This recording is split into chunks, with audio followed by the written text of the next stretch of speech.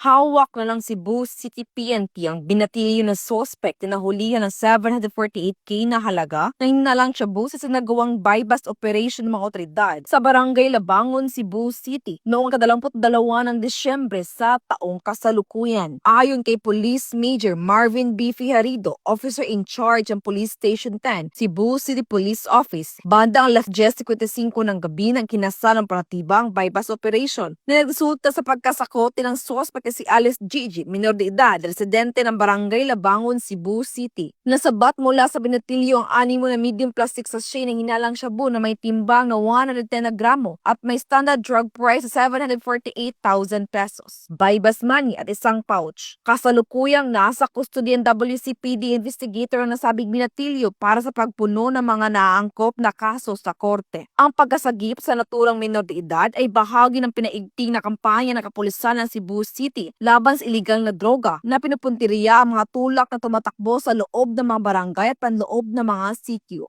Mula dito sa Cebu City, ako ang inyong Police News Network correspondent, Patrolwoman Annalyn N. Canog.